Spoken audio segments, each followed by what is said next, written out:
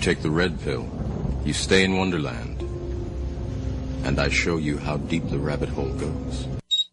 Is this the real life? Is this just fantasy? I'm a human being, god damn it! My life has value! It's time to ask yourself what you believe. Mass murder, torture, perjury, embezzlement, fraud, deception, treason. These are just a few of your many crimes against humanity. You will not win this war, for you are fighting the very essence of humanity.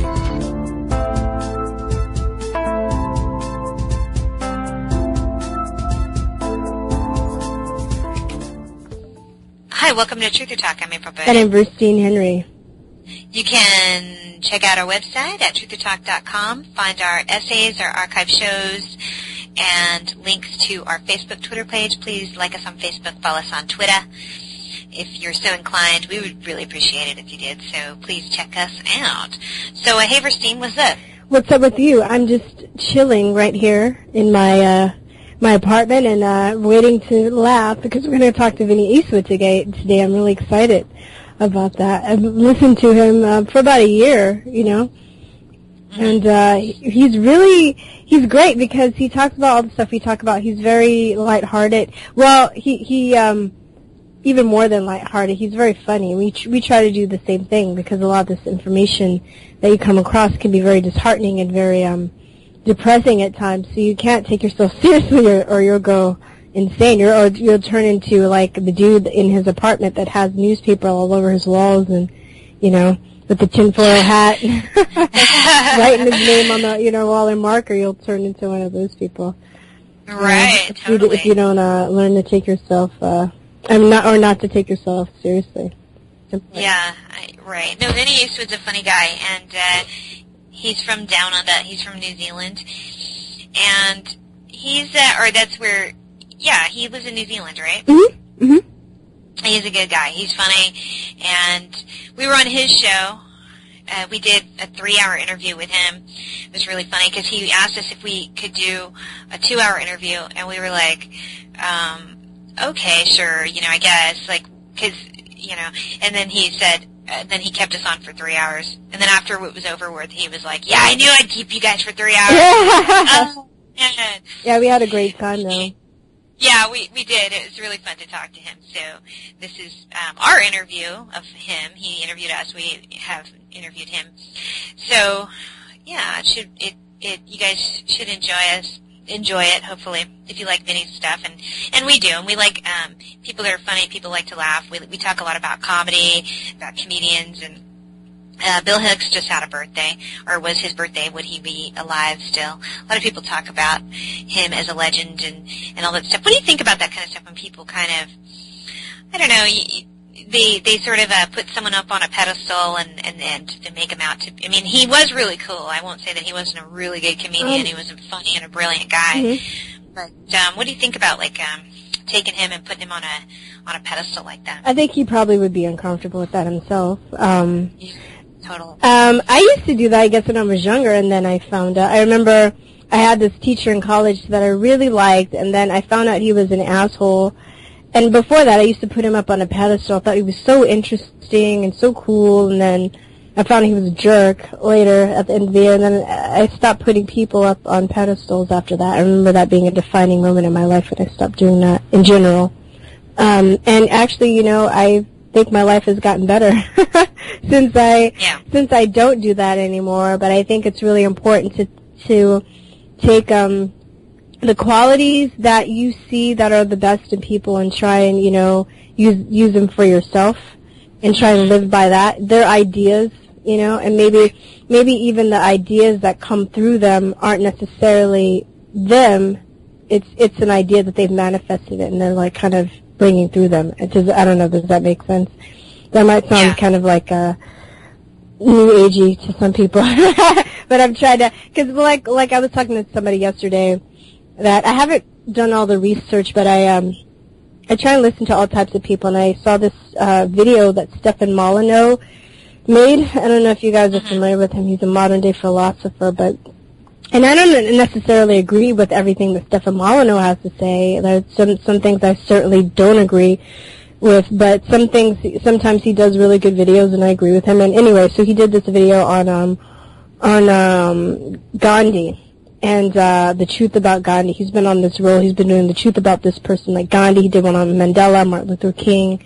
So anyway, sorry, going off on a tangent. Going back to Gandhi.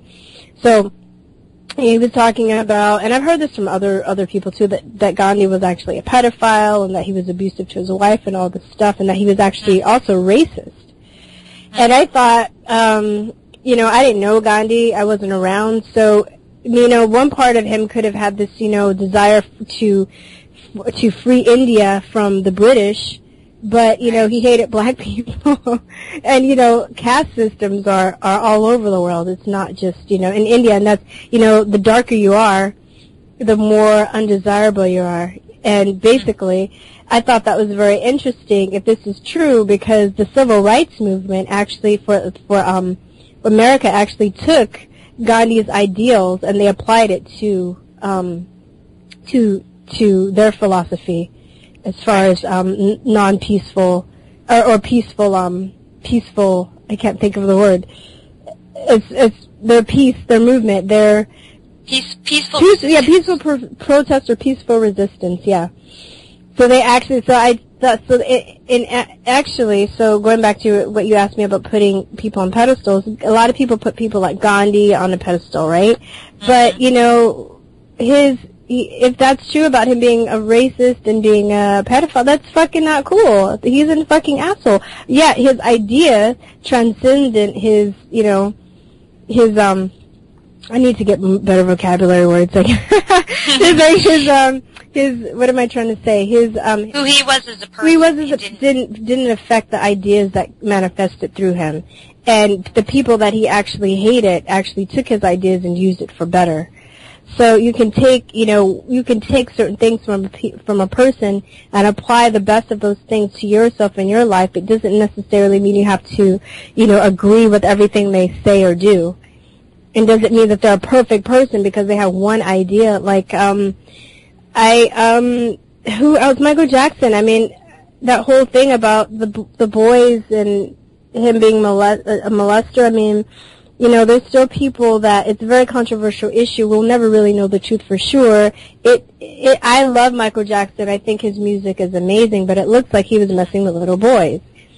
Right. Whether he was abused himself or whether he's an MK Ultra victim, there are all these theories that, that people have as to why this happened. It's still not acceptable. Yet you can't deny he was an amazing musician, Right. Aside from that. No, he had an incredible talent, so you have to give him credit for that, and definitely, I mean, there was nobody like him, really, Yeah. but, I mean, a lot of people imitated him afterwards, but he was the original. So that's for sure, but as far as, when you put somebody on a pedestal and because you admire their art, that's one thing that people do a lot with these comedians is you mistake them for being like they're activists and they're trying to get this message out there but they're first and foremost they're entertainers. And so a lot of these guys, they want, I read this article recently about this. They were talking about Bill Hicks and saying that, his message was very profound, and he got through to a lot of people because he told the truth, and he did it in a way that made you laugh. And so it was accessible, and he was brilliant, and he wasn't necessarily appreciated during his time as being the artist that he was. But at the same time, the man himself wasn't really an activist. He wasn't out there trying to, win over the public and trying to get people to, break down barricades and things like that. He was just he was an observer of things that were going on in the world, and he talked about it in his performances. So, but he wasn't. He wasn't showing up at protests and things like that.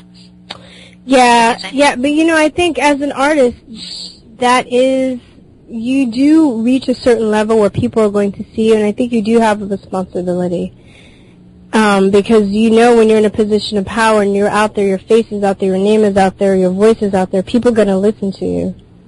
Right. And for for the good and bad things that you say, so you really have to be conscious of what you say, or you have to at least be aware that what you say or do is going to have a huge effect on people in great numbers, especially if you have a fan base.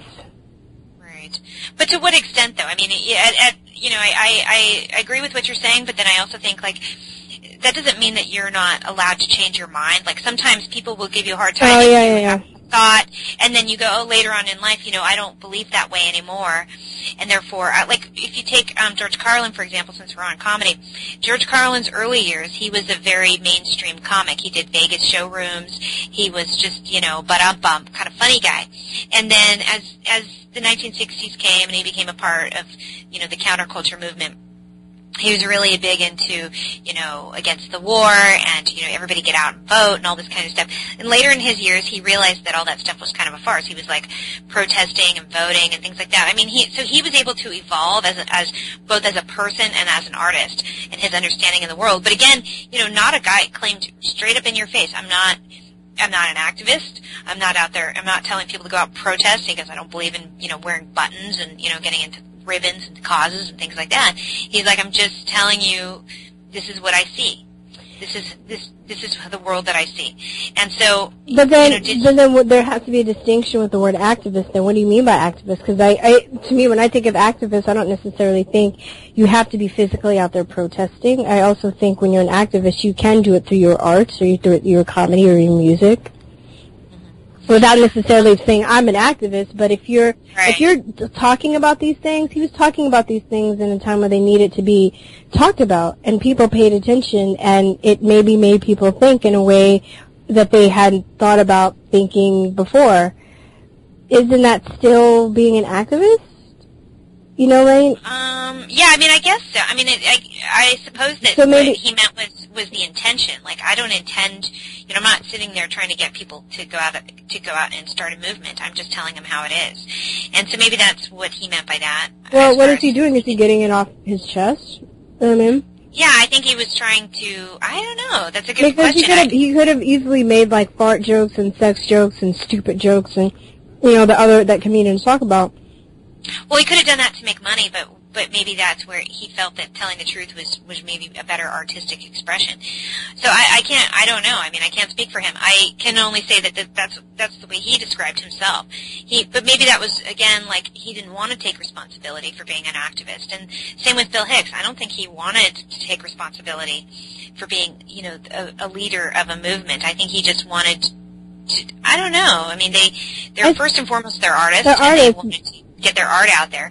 But I think good artists, the ones that are great, the ones that transcend, all different types of people and cultures and stuff, and that are long lasting, they're actually activists, or they're truth tellers. They're very truthful. Yeah. Whether it's about the political situation or it's about what goes on in their lives, and because it's so funny, like, I listen to these pop songs that students and they're so lame. They're always like, oh, girl, I'm gonna love you. Like, talking about love and how sweet love is, and, and that's basically the extent of their, like, the girly pop songs that are out. But the real musicians, they talk about all the different facets of love and, the abusive side of love, and that's more truthful than just talking about, like, love is a bowl of daisies and sunshine all day, all the time. So, I'm a huge Tori Amos fan, so she did that song, have you seen, Me and a Gun? You know that song? No. It's about when she got raped. She worked at a piano bar where she was trying to break into the industry, and she got raped walking back to her car. And it's a song about that. And that's very truthful. And because of that, she was probably able to relate to other women that have been raped, or other women that have been raped were probably able to relate to her. And it's a very uncomfortable song, but it's very true, and it's very to the core. Right. And I think that, and she's in her 50s, and she's still, like, she's still phenomenal. And she's the type of person that really took the time to dig that deep into her soul, to write something like that. So whether it's about an abusive father, or a friend that killed himself, or, inner struggles that you're personally going through that most people don't talk about. So that can be with, through comedy or music or arts. Those are the most profound pieces, when people dig that deep and they search for truth. And I think when you do dig that deep, that is, to me, I would still consider that a form of activism. I don't know. I suppose. I mean, I suppose, but it could also be just considered, kind of introspective and therapeutic for herself. And then, and she looks at it as like, well, if people start talking about it, then that's great, and that's helpful to other people, then that's great. But at the same time, did she start off with that intention, or was she just doing it for herself and doing it to write a good piece, about her own experience? Because I can just say, as a writer myself, I don't go out with the intention to help others. I start off with the intention to write something that's personal of my own experience with my son who is vaccine damaged, and it's introspective. And do people come to me and say that was helpful to me because I felt the exact same way, but I didn't know how to express it? Yeah, that happens, and I like that, and it's very gratifying, and it makes me feel good when people do that. But I don't start off thinking that. It's just something that I just start writing, and then that's what comes through. Well, what do you think, though? Just the fact that you share it.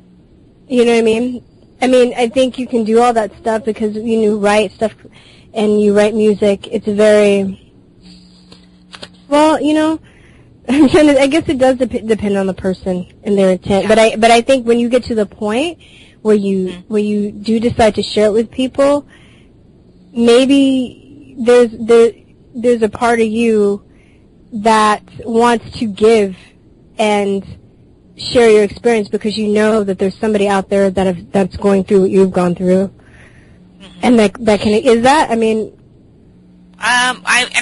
maybe. I think for the most part, I feel the need to express it because I feel the need to be understood, and I don't necessarily know how to explain myself. Sometimes writing is the best way for me to explain myself. Sometimes I can't do that, verbally, or there's just no other way to do it. Or that's just my mode of expression. For some people, it could be painting, it could be photography, it could be whatever. But for me, that's my mode of art, or that's my mode of expression. So I think that's where it generally comes from, is a place to, and wanting to help others. If I write pieces about research that I've done, on a vaccine or something like that, then that might be more along the lines of trying to do something that is trying to help other people. But because I want to inform them, I want to get that information out. I just want them to know that they have choices, or that maybe show them that side of it from another angle that they hadn't seen before. But as far as writing things that are introspective and personal, I appreciate that, and what's funny about that is that tends to actually get through to people more than the stuff that the research papers and the things like that. Introspective stuff, at least for me, I've had more people contact me from stuff like that than they have from my research papers. So yeah, because people are full of shit. People don't really read studies. They just want to see one so they can prove you wrong. But because one thing I've noticed with arguing with people with this stuff is that, they say, oh, well, there have been no studies. Well, you didn't read studies to determine that vaccines were safe. Right. Nobody fucking reads studies, please. We do, but I'm saying not really. So, right. and they're fear-mongered into taking vaccines because the way they've been taught is that, they show them pictures of, like, people deformed from smallpox and iron lungs and say, oh, if you don't take vaccines, this is going to happen to you. Exactly. Right. Exactly. And they're fear-mongered into it. And so, but, there are some people who will say that, they haven't vaccinated their kids, and the reason why is because they've heard personal accounts of people whose children have been vaccine damaged, or people have been vaccine damaged, and then they go back and then they do the research to support it. So I do know some people, I have come across that a few times. So there are people who do read studies, but they're very rare. Well, not those initially. people have to have, that's what I mean. Those people, have to have an open mind to begin with and be willing. But yeah, you're right, not initially. They do it because they hear the anecdotal information and then they go, oh, okay, well, I'm going to go look into that and see if there's any validity to it. And then once you scratch the surface of the vaccine thing, you go, oh, wow, there's total validity to it. And I really don't even see a benefit in taking these at all. So therefore, why would I? Once you actually look into it, And that's what I always tell people when they say, should I vaccinate my kids? I go, the doctor wants me to do it. I said, just tell the doctor you're going to wait 2 years. You're going to wait until the child is 2. They'll pressure you. They'll get a little, antsy, and they'll want you to do it and stuff like that. But if you tell them outright that you're not going to do it, boom, CPS. You're going to get visited from the police. Yeah. Stuff's going to go down. Yeah. So you don't want to tell them that. You just say, look, I just want to delay. And give him an excuse. Say that he hasn't been feeling well. He had an ear infection. He's sick. Whatever. Just tell him, that you're delaying a little bit. And while you're delaying, do the research. Do the research. And if you still want to do it in 2 years, do it. But if you don't, but chances are you won't. Yeah, I don't know who would really. If you really nobody will. Unless you read on Quack Watch. Right. Nobody will because once they've done the work, once they spent 2 years worth of research, there's no way that they will want to do it. Because once they start figuring out what they are and what they do and all that, they go down that rabbit hole. Because it takes them out of time. See, when people could go to Quack Watch, it's because they're not even looking. They're not checking the references. They're just looking at Quack Watch. They're not even looking at Quack Watch's references, which are crap. You know what I mean? They're not listening to the other side of the story. They're still on the same side that's saying vaccination is safe. Because you're telling. Well, yeah, but they're not even. Those guys don't even have any studies to support what they're saying. So it's like they're not. But once you go, if you have 2 hours, 2 years, you start to actually go into it. You can start looking at the references. Go to Quackwatch and then see what their references are. Go to Wikipedia and then see what their references are, and see if you go look at their actual references. Don't just look at what they say, but just see what they're referencing. And then once you read those studies, you'll actually realize that they're only picking and choosing the parts that they want. They're leaving a whole chunk of it out. And so that's where, once you go down that rabbit hole, there's no way you cannot see the flaw in what they're saying. It's just impossible. But I guess going back to what we were starting to talk about at the beginning is comedy, because we're going to be talking to Vinny Eastwood in the next segment. And he's a really funny guy. If you've seen the Vinny Eastwood show, it's a very popular show. Not only in New Zealand, but internationally, because he gets through to a lot of people. I'd say, do you think he would be the second most popular talk show host next to Alex Jones in the alternative media? Maybe. I don't know. Maybe so. He's pretty cool. He's very big. Yeah. He's pretty high up there, isn't he? Yeah. Yeah, and he likes. He likes to do an approach using comedy, and we like that too. And that's where I started talking about these comedians, because Bill Hicks just had a birthday, and I saw a lot of people in the Truth Movement saying things like, "Oh, how do I celebrate Bill Hicks' birthday? And how do I do all this?" And I'm going, I wonder what he would think of all that. And I think you're right in that he would be kind of uncomfortable with it if he saw people kind of putting him on a pedestal and making him. He'd be like, "Go out and live your life, sheeple." Yeah, exactly. I can't imagine. I'm not a religion. Get over it. Right. That's how he should handle it, I think so, yeah. And I think George Carlin would do the same. I think he'd be kind of like, whatever, He would just ignore it and kind of... He'd make fun of you. He'd clown you. Oh, totally. He'd totally clown you. I don't think he'd... I think it's interesting. So, but I like that approach. I like using humor. We interviewed our friends from Joy Camp, and they use humor in all their videos. Their stuff is really, really good. And they like to use that approach as well. And I think that's a very effective way to get through to people, too. Yeah, definitely. So, but then again, like I was saying, I wonder, if all these people if that's their intention, or if they just are just doing it because they're artists, and then they just look to recognize the truth. I don't know. It could be a little of both. Yeah. They don't claim to, though. That's the thing, is maybe they just don't want, maybe they just do that because they don't want the responsibility. Because like you were saying, there's a certain amount of responsibility to it. Maybe people like Bill Hicks and George Carlin don't take, because they don't want the responsibility of being leaders. And you know what? I don't think I would either. But I think though too, as an artist, I feel that it's my duty to dig down deep and look at what's going on in society, and it's like as you said too, the articles that you write where it's more personal, you get the most response from, and that's who we are as human beings. That's really what drives us. We like to think that logic drives us, and maybe for some people it does, but I think for the majority of people we're sentient beings. Our emotions drive us, and whenever I learned this when I was taking a certain Black history class, but I think this applies to any time a country takes over a people. They take the religious people out, and they take out the artists, and they destroy whoever they're colonizing. They destroy their art, their religion. Right. But I thought religion didn't surprise me as much, but when I found out art, I thought that was very, very interesting.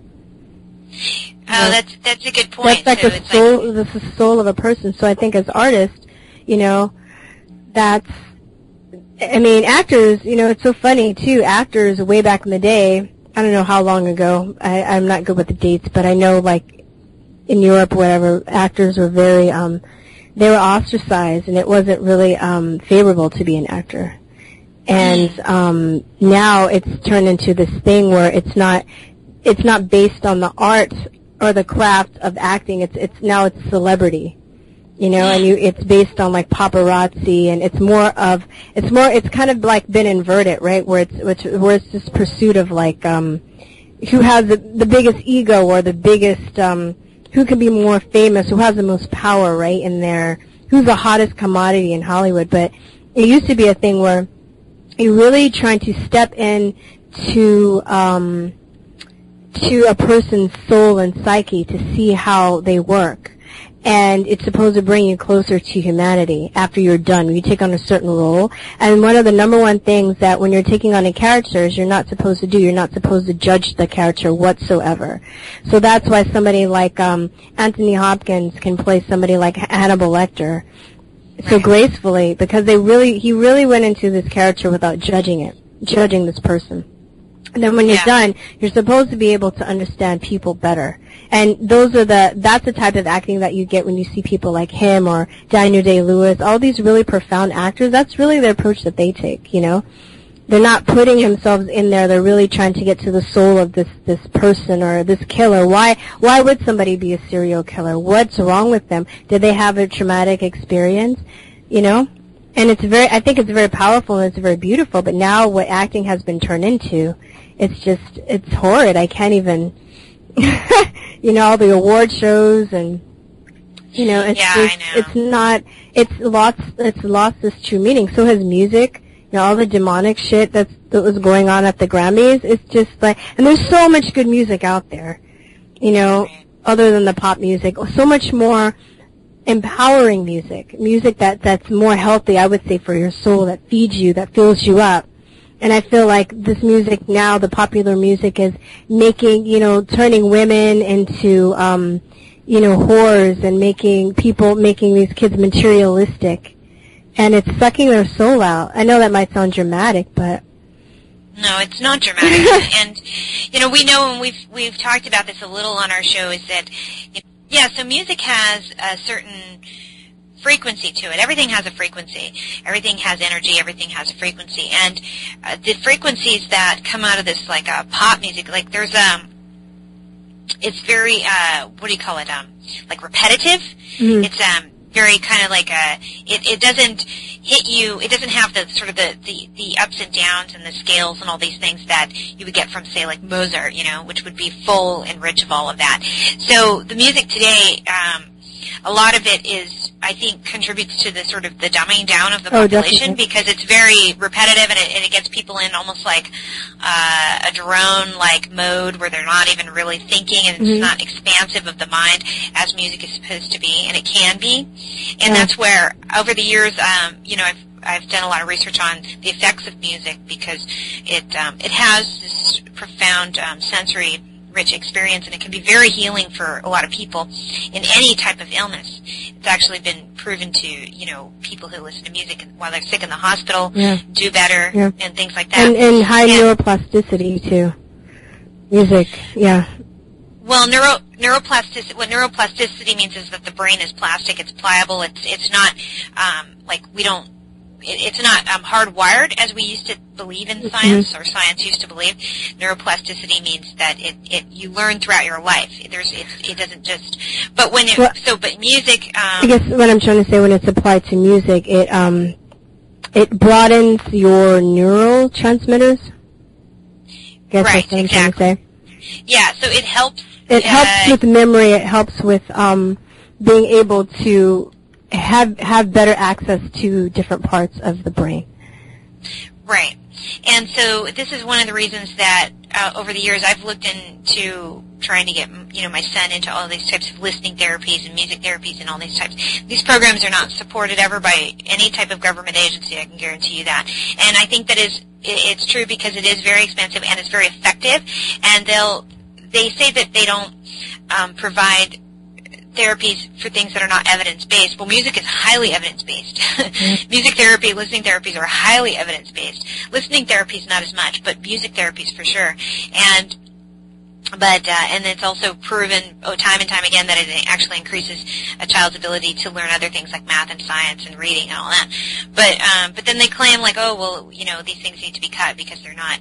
I don't think it's money, because if you actually look at the amount of money that goes into education, it's not like how they always say, well, they don't put money into education. Yeah, they do. It's just where do they divert it? Yeah. Who's getting that money? There's always money in education. It's just that it doesn't get put into the places that it needs to be put into. Yeah.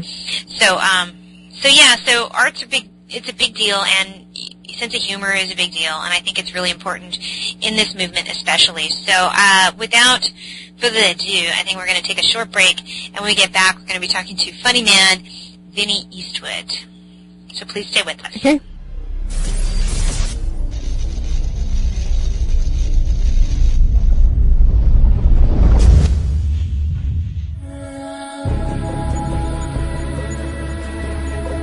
All you ever hear about in this country is our differences. That's all the media and the politicians are ever talking about, the things that separate us, things that make us different from one another.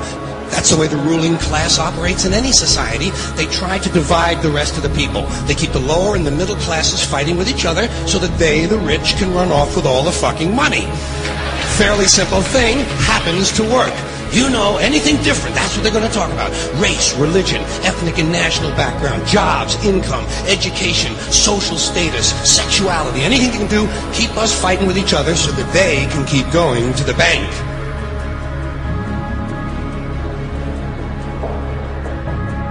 You know how I describe the economic and social classes in this country? The upper class keeps all of the money, pays none of the taxes. The middle class pays all of the taxes, does all of the work. The poor are there just to scare the shit out of the middle class. Keep them showing up at those jobs.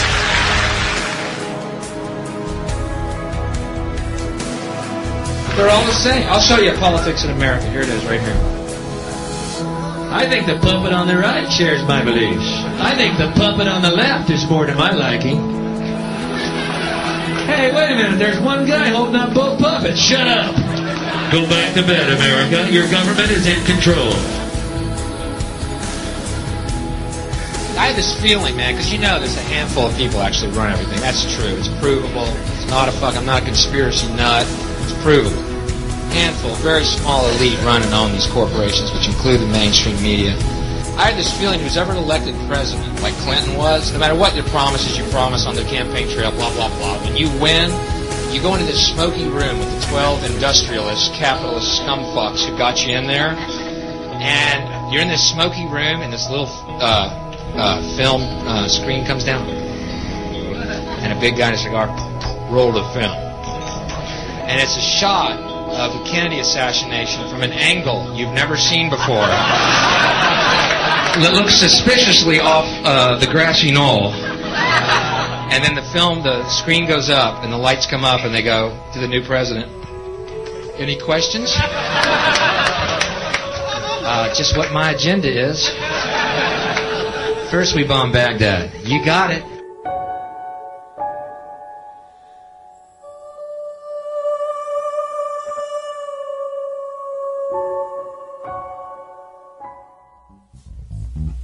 Everything I'm looking at seems crazy.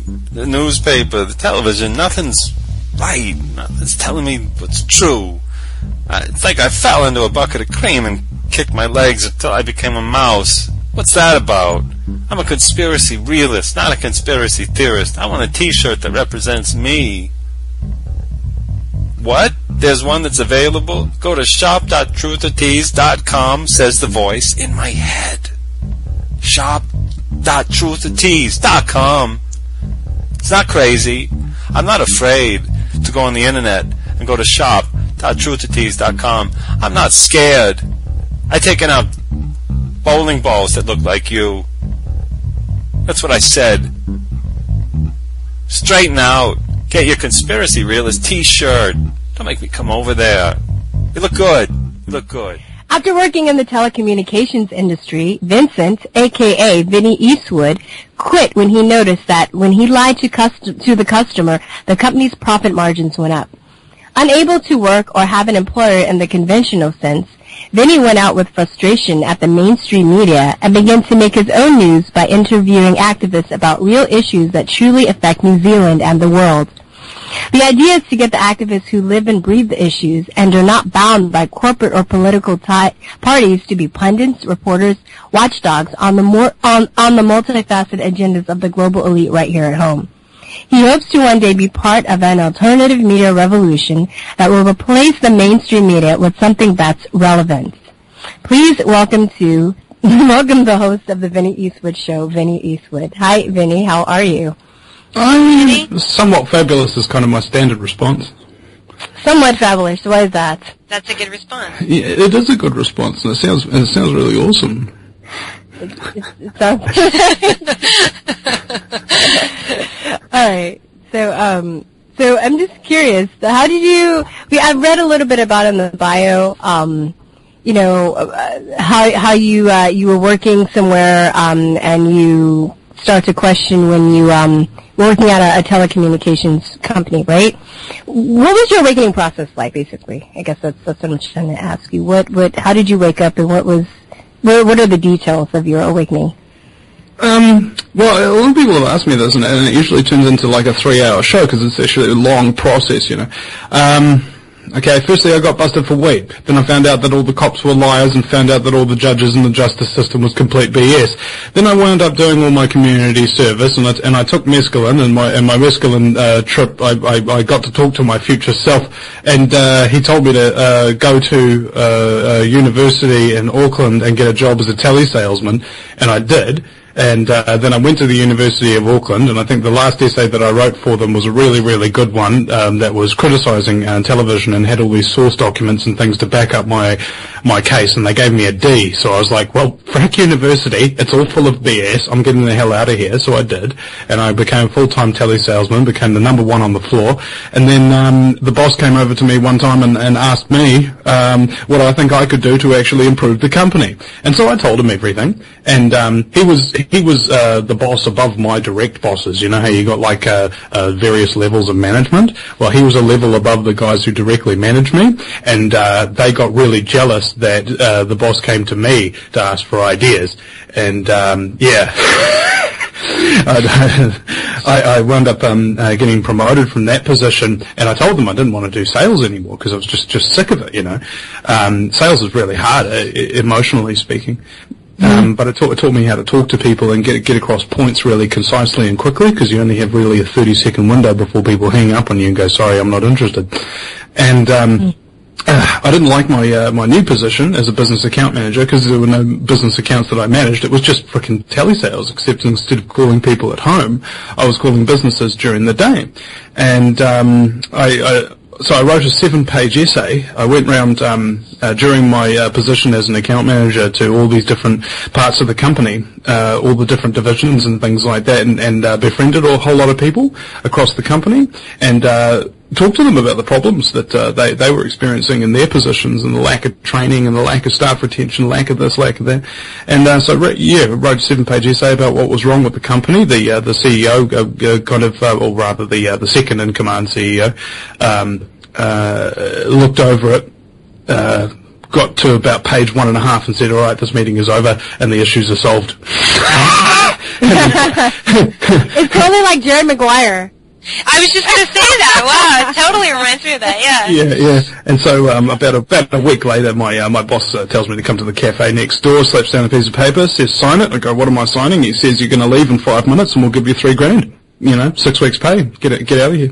And I was like, well, I haven't had a summer holiday in a while, so yeah, I'll take it. So I took the money and had a holiday, and then I had to go back to work again. And I wound up working for a psychopath who called me at 9 o'clock at night on a Friday evening, telling me to get up, get off the couch, put the beer down, and it was at my mate's place, and write down the name of a client to call on Monday. And it's not like an isolated incident. That's just one that sticks out for me specifically. And I developed kind of like a massive dependency on weed at that time. I really couldn't handle the job. I was absolutely frustrated. I was listening to a lot of Alex Jones and things like that. So I was getting into that sort of incredible rage sort of thing, and that's why cannabis became a big part of my life, is to contain that rage. And and so then I quit that job after one day, because they'd been sending me all over the city, right, like miles and miles, and I had to pay for my own gas, had to pay for my own phone and everything to go to these appointments to sell people stuff. And it turns out that they were giving all the leads for the streets that were like in my neighborhood, in my suburb, to somebody who was living halfway across the city.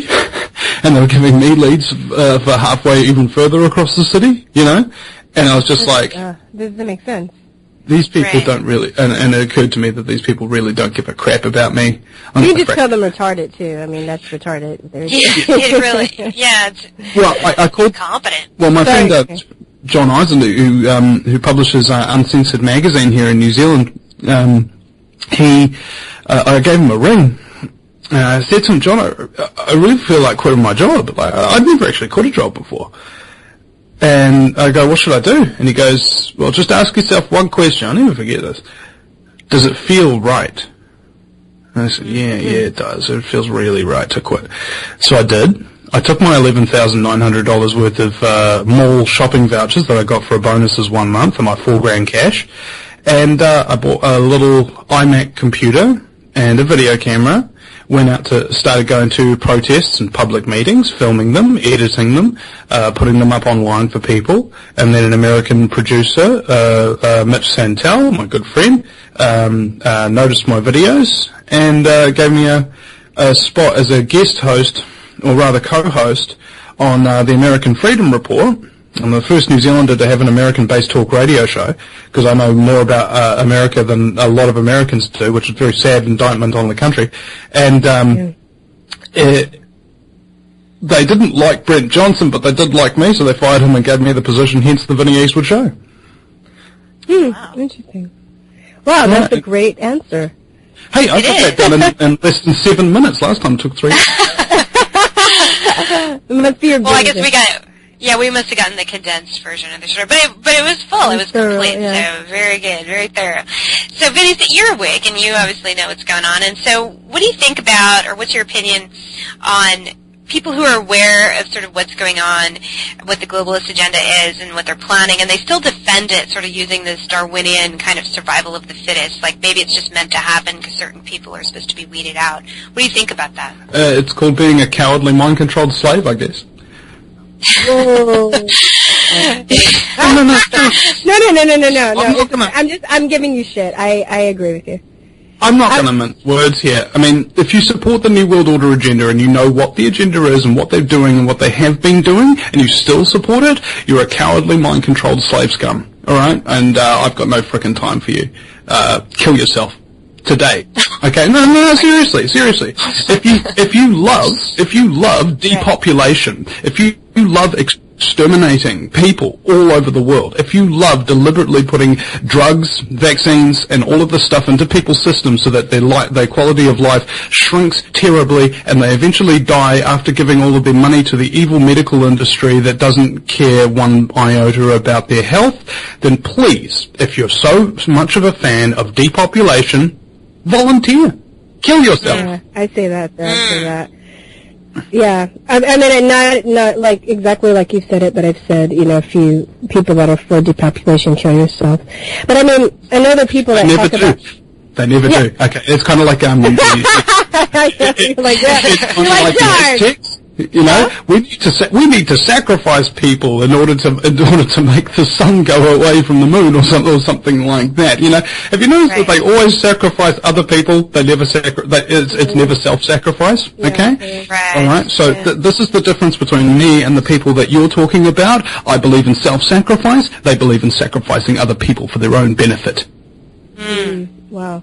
There are people that would say too that, oh well, there have always been hierarchies, or there have always been people that control, the world, this has always been going on. So why is it so special now? Well, firstly, because now the hierarchies have the power to finish the job that they started, which was to control every aspect of their slaves' lives. And, quite frankly, you can't let them have that, because every time that they've tried to gain that kind of power and control over people, it hasn't worked out well for those people, nor has it even worked out for the elite, who continually collapse and destroy every single thing that they attach. It's like a cancer, for example. You know that cancer is a virus?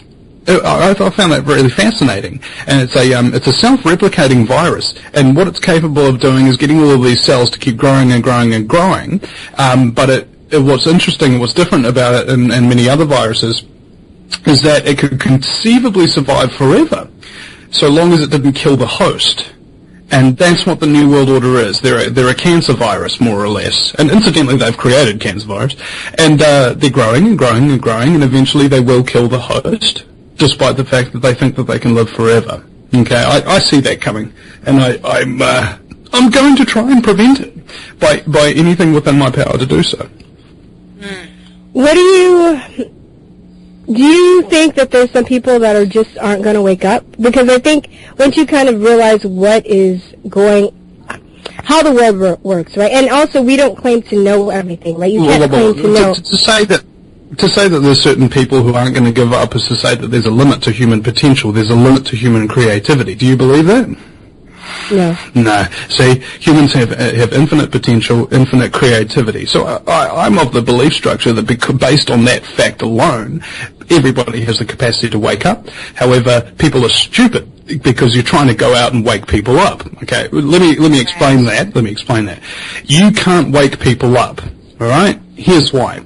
Did somebody wake you up? Did somebody force you to sit down and watch 160 documentaries end over end? Did somebody force you to listen to hundreds and hundreds of hours of Patriot Talk Radio in order to accrue this knowledge that you've got? No. Nobody did that for you. You did that for yourself, didn't you? Okay, so therefore it was you that woke you up. However, it's about getting your foot in the door with people sometimes. Now, it takes 7 people, I think, to tell you the exact same thing. And it's 7 different people, mind you. You can't just go up and tell somebody the same thing 7 times, and it'll sink in. In fact, they'll just get annoyed with you and probably hit you. Or ostracize you, which is what happens to a lot of patriots and truthers, because they listen to this propaganda of, you've got to wake people up, and I was just like, oh my God, it doesn't work. All it does is make you lose your friends, lose your family, lose your job, and lose your sanity. That's what trying to wake people up does. How about this? How about you take personal responsibility and wake yourself up? And then you only play your part. You imagine for a fact that you are one of 7 people that will go and talk to this person, you know. Oh, I'm going to get a vaccine for my child, you know. Your vaccines have got a whole lot of really dangerous ingredients in them, like thimerosal and mercury and formaldehyde and aborted fetal cells and so on and so forth. They're like, oh no, it's BS. All right, man. Well, so your kid is going to die if you don't listen to me. Go for your life. All right, and that's all you can do. You know, let people take personal responsibility. You tell them, hey, there's a cliff there, and if you're not careful, you'll fall over it. And if they fall over it, you really can't do anything else but laugh at them. Right, so the point of my show, and in fact, it's interesting we should bring this up, because I was just at a dance party festival, eco dance festival kind of thing, like you're not allowed to bring in any rubbish, you're not allowed to smoke, you're not allowed to do a whole bunch of other things. Kind of like an Agenda 21 dance festival is what I describe it as. And I'm sorry, go on. And a listener of mine who heard me on the James Corbett report, who I'd met one time at a protest. I couldn't remember him when he was first starting to talk to me. I was like, who the hell is this guy? And then I remembered who he was, and he started advising me about how to run my show and all of this kind of stuff. You know, I love it when people do that. And I actually do, because if you don't take any criticism, you never wind up improving the things that you're doing, right? Yeah. And he was telling me about how I'm damaging people by waking them up, right? Like, that I should try and be more credible and be a bit more toned down and what have you. And he was walking away with that, trying to leave it at that. And I go, well, hold on, you got the wrong idea about my show, man. My show is not about waking people up at all. At all. Right? It's not my responsibility to wake people up, is my opinion. What my show is about is having all those people who have already woken up, who have lost their family, who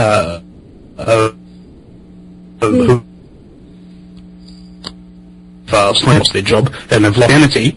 That's the show. This is the show for them, okay? Only them. Because they're the ones that need a little bit of humour in their life. They're the ones who need a bit of levity in order to maintain their sanity. That's the reason why the show is there. Really nothing else at this point. Right. And so I guess when we were kind of wondering if you think everybody's going to wake up, because I'm sure you've come across certain people who, I guess, no matter how much information is presented to them, like, for example, I have a son who is vaccine damaged, and I know people who have children also in the autism. My son has autism now, and he was damaged by the vaccine. And so there are people who have autistic children and who watch their children regress after certain vaccines as well, but then they still vaccinate them. They still don't get it. Like, so I guess we're kind of wondering is, like, what is it about certain people that kind of come into this consciousness and you say, wow, this thing happened, I'm going to investigate this, I have a curiosity, I want to know why these things are happening, and if it's happening to me, is it happening to others, and so on and so forth, and you kind of go down those rabbit holes, right? But then there's others who will just kind of close off to it. So I guess what we're kind of wondering is, why is it that some people do and some people don't? Here's the question. Is it your responsibility to figure out everybody else's life's problems for them? No, I would hope not. I mean, I just did it was basically a survival thing for myself, because I had to figure out what happened to my son, and then once I figured out, okay, this is what's happening, I originally just wanted to know how to fix the problem, and then once I was investigating that, then I said, oh, and then this is going on, this is going on. I saw the interconnection, the whole, like you brought up Agenda 21, I could see all those things, all the connections to this vaccine problem and the eugenics, and it just all made sense. It became very clear to me that it was a bigger issue, that was a global thing going on. And but I don't see Here's the difference, though. But do you have the IQ of a pituitary retard? I expect not. No, but I don't think are you saying it comes down to intelligence? Because I think it has more to do with intelligence. There's something else. There's another element. Like, we played around, like, with, is it self-esteem? You know, it's a range of factors. Let's say, for example, you wanted to tie down people's minds. It's kind of like tying down a zeppelin. Zeppelins have these massive ropes, and they're at all different points along the zeppelin in order to keep it down. And that's how our minds have been warped, I think, is that we get tied down by chemical contamination, whether through vaccines, pharmaceutical drugs, pesticides, herbicides, artificial sweeteners, and things of that nature. That corresponds over to diet as well, nutrient deficient food. Your brain can't function properly. Even at birth, you get birth trauma. It's kind of like from cradle to grave, trauma, poison, and distraction. It's actually very statistically unlikely that somebody will wake up. But here's the positive side of it. You don't actually need everybody to wake up. I really must stress this to people. Any successful revolution has never had more than 5% of the population on their side. Okay? Never. You only need to wake up one in 20 people. Tops.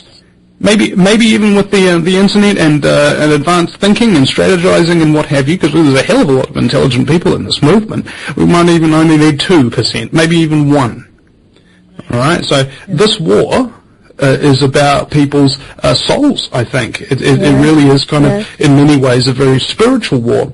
And everybody needs to search their own soul and determine what they are willing to give, what they are willing to sacrifice if they actually want to save humanity in general. Don't go for the deadwood, all right? Some people, I think, are almost to the point of, you can just give up on them. It's like, okay, not my responsibility.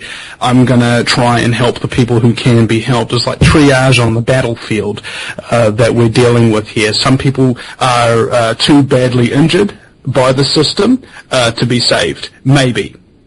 And if they're not too injured to be saved, then it's quite likely that they can just save themselves. And what you need to do is encourage them rather than tell them what to think and tell them everything that's going on. Another thing that truthers do that really doesn't work, and I still am guilty of this myself, is you try and give people information. So, you sit there and you keep talking and you keep talking, you're revealing information. This other person's sitting there, you think that they're listening, but they're not. They're actually zoning out because nothing you're saying makes sense to them. What's more effective than that is questioning. So, there's no such thing as a New World Order, there's no such thing as an elite or an Illuminati or a criminal cabal or anything like that. Okay, let me ask you a question then. Do you believe that huge quantities of money and power attracts criminal? Do you believe that politicians wind up making their way into power and actually are corrupt at the time? And they go, yeah, okay, absolutely. So, you know that criminals get control of finances then, and you know that criminals wind up getting into positions of power in politics. And politics and business run the world. So, ergo, criminals probably have a large foothold in controlling the world's finances and politics, right? Because they play dirty, don't they? Yeah.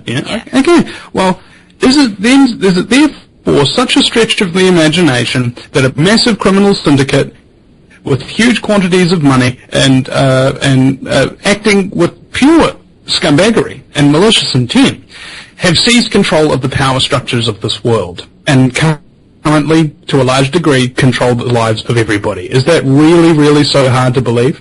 No, it's not really that hard to believe at all. Okay, good, there you go. I haven't produced any information in that process of trying to wake this person up. They're the ones who come to the conclusions of their own. I'm only the one who provides the questions by which they can provide those solutions for themselves. And in which way, it's kind of like, have you ever seen my Big Fat Greek Wedding? How the Greek woman tried to convince the Greek man that the wedding and all of the ideas and everything was his idea when really it was the woman's idea, and they just tried to make him think that it was his? Yeah. Yeah, that's the methodology, isn't it? I think that wakes people up to a large extent. A hell of a lot more than just sitting there ranting at them for a half an hour with them just going, and not agreeing and just hoping the conversation ends desperately. Right. Oh my God, I've been that person.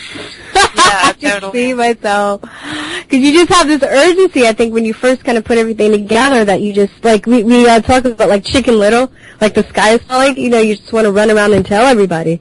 And you think that's going to solve everything, but it doesn't. Yeah. No, that never works. I think one of the most important realizations to come to is realizing that you're under mind control. All right? How do you know if you're under mind control? If you never question the fact that you're under mind control. All right? Television has been bathing me in its electronic BS for my entire life, and all of these other electromagnetic frequencies and everything going through the air. My diet's shocking, and so on and so forth. Blah blah blah blah blah. There's all sorts of influences on your mind that are out there.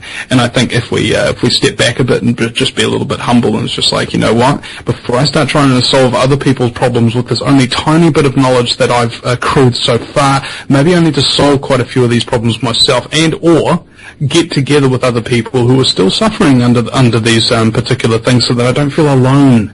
That's the hardest part about waking up to the New World Order and the scumbaggery system, is you just feel so freaking lonely. Yeah, so nobody listens to you. And I've had a number of people on my shows who, you know, when you're about to interview somebody and you get bad vibes about them, kind of thing, because they've been through traumatic experiences, and as a result, their brain has had to shut down certain things, like being able to listen to anybody else, or having any social grace and what have you. This is what happens when you become a victim of the system. And I'm not calling these people victims per se. You know, they're fighters, they're warriors, and what have you. But the fact of the matter is, they've been damaged in some cases permanently, and they don't have the ability to come back to that kind of, ooh, I'm a nice, friendly person who's helping humanity and whatnot anymore. No, it's all about the fact that I've been messed round, and now I want to get back at the people who have done me wrong. And as a result, they trust very few people, including themselves. And when you can't trust yourself to do the right thing, you're in big trouble, and you're actually going to cause a lot of damage to people who aren't actually your enemies. And you'll see these people in chat rooms. You know, they're genuine people who have had terrible things happen to them. You know, like a pedophile ring stole their child or something like that, and they've been without their child for like 7 years or something. And then people start criticizing them because they're blaring through a megaphone and calling them crazy and whatnot. Imagine what that would do to you emotionally. You know, how much do you love your child? How much would you be destroyed if that was taken from you? You know, people don't understand that. I do. Not because I've been through it, but because I've interviewed so many people and I empathize, you know.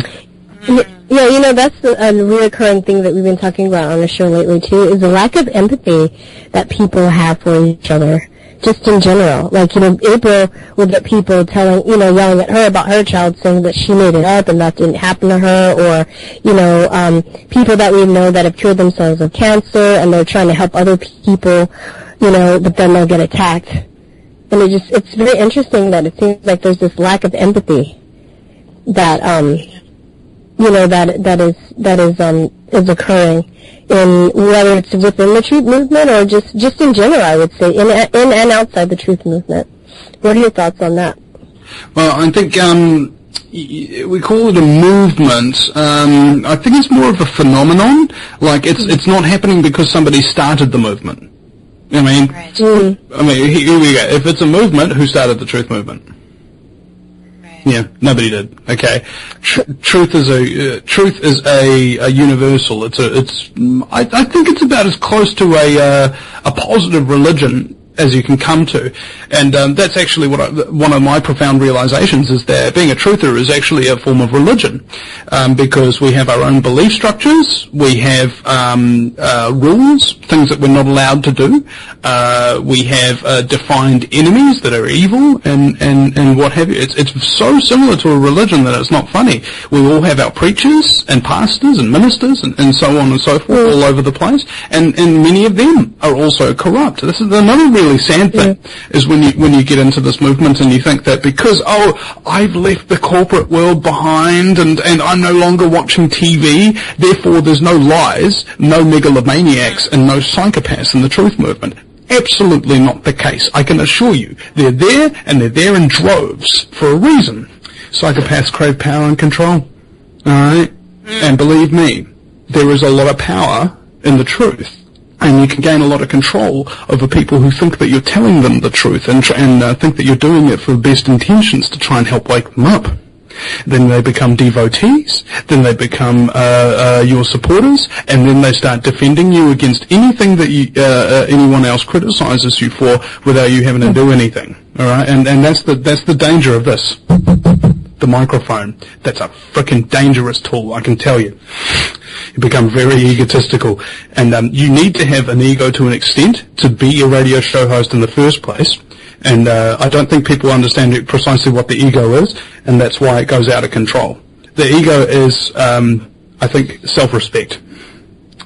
Okay? Somebody comes up to you and just goes, oh, you're stupid, you're a moron. It's like, dude, I've got like 130 IQ, okay? I speak with PhDs and MDs on a mind-to-mind level on an almost daily basis, okay? Your friends all sit around doing nothing except complaining about the New World Order, and you don't even do anything about it, and you're calling me an idiot. Now, that person will then accuse me of being egotistical. No, but I think there is a balance that you have to have because it can get out of control. So you're calling it maybe self-respect when it is control. What is the ego when it's out of control, when you are to the point where you're very selfish and you're not seeking other people? It's a spectrum. This is what the ego is. Ego is self-respect. Now, self-respect all the way on one spectrum, no respect for others on the other end of the spectrum because your self-respect has taken way, way too much space up. That's the ego. Respect yourself, that's ego, and respect others. That's being human. How do you keep from going crazy with all the information that you come across? Because there's just so much, and I feel the same way too. When I'm researching things, or April and I often talk about how also this is very exciting for us because it satisfies our curiosity. And you come across so much information, but do you think that there's a point where you can know too much information to the point where you know so much that it just it can drive you mad to a certain degree? Yeah, it happens to a lot of people. It hasn't happened to me. I mean, or at least it hasn't happened to me permanently. I went through that stage, and then I realized, oh my God, if I don't find some kind of coping mechanism with all this really scary information and terrible instances and things of this nature, I'm going to go freaking nuts. So I start making jokes about it. And it turns out that if you're laughing, it stimulates the brain, gives you an endorphin hit, and in fact allows you to bring levity into a situation. If I may, there's a quote from Scrubs. Have you ever seen the comedy show Scrubs? Yeah. Oh, all right. I think I have a recording here that I might be able to play. Here it is. It's why do we make jokes? And as a truther, when I was watching this episode of Scrubs, and I think it might have been.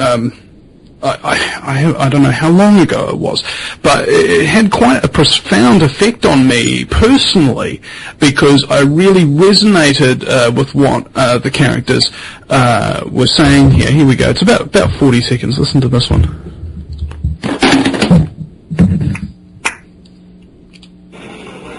You see Dr. Money? He's explaining to that family that something went wrong and that the patient died. He's going to tell them what happened, he's going to say he's sorry, and then he's going back to work. Do you think anybody else in that room is going back to work today? That is why we distance ourselves. That's why we make jokes. We don't do it because it's fun. We do it so we can get by. And sometimes because it's fun. But mostly it's the getting by thing. Yes, you get it now, don't you? Yeah. Comedy, laughter is healing, and I think I credit Bill Hicks largely with my wake up in the first early years. I mean, waking up doesn't happen instantly. It's like you go from a slave who believes in the system totally and will die to defend it. I was one of those people. All the way over to the system's evil and you will die to defend your brothers and sisters in this family we call humanity from their scumbaggery. It doesn't happen overnight, okay, and it takes a long time, soul-searching. How many nights have I spent freaking crying myself to sleep, just terrified about how horrible everything is and how terribly everybody's being treated, how all the kids are sick, and, oh, God. It can drive you freaking crazy, and that's why you have to laugh about it. You have to make jokes. Okay, it's not an option. Ladies and gentlemen, okay? Yeah. There's no choice about it. You will either develop a sense of humor in order to distance yourself from the trauma that you experience just knowing what is going on, or you will resign yourself to becoming insane, and you will become one of those crazy conspiracy theorists who believe everything that they get told, and are always totally negative, and telling everybody that they're slaves, and hold a pin on your fellow man, and say, oh, nobody can wake up. It's just like, well, hold on a second, bro. Were you awake when you were born? Alright? Did you know about the New World Order when you were born? Like, no, of course not. I didn't know anything. Well, alright. And did you know about it your entire life? Let's say your parents brought you up with teaching you about the New World Order and everything. Well, no, of course I didn't. So you're telling me at some point you woke up even though there was no hope of anybody waking up. Is that what you're telling me? Stop being retarded. Stop being negative. Have a frickin' laugh. Have some frickin' fun. Alright? You're alive currently, aren't you? If you're currently alive, then there is still hope. And that's in itself kind of a miracle when you think of all the things that they have their hands in with the fluoride and the chemtrails and the vaccines and the foods and everything else, and that there's so many people still. We're still hanging in there, which is in and of itself kind of inspiring. Yeah, and the fact I'm sorry. No, I was just going to say the fact that they have to do all that to us, right? The fact that we're standing and the fact that they have to, who are we? Why are we? We must be very powerful if they have to do all these things to us. They fear us. They fear the awakening. They fear the power of the human spirit because they don't have a soul. Alright? And I think the old adage that mankind fears what it doesn't understand, I think psychopathic, archontic entities also fear the soul because they don't understand love. They don't understand empathy. They don't understand creativity. They don't have any of it. They never have. Not for thousands of years. And now there's a rising within humanity that is actually bringing out those aspects of our character that we really appreciate and we know that is absolutely necessary for a functioning community. And at the moment, community's been subverted in so many ways. Do you know your neighbours, for example? I don't know my neighbours.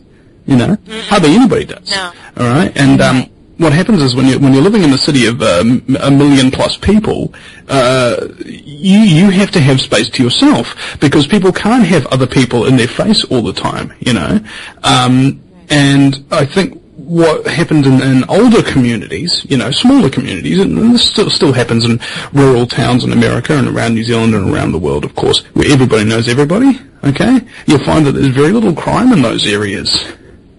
You'll find that people actually look out for each other in those areas. I mean, it might not be the most exciting lifestyle to live in a rural farm town with only one bar, but you have the added comfort of knowing that you're not going to be burgled tonight.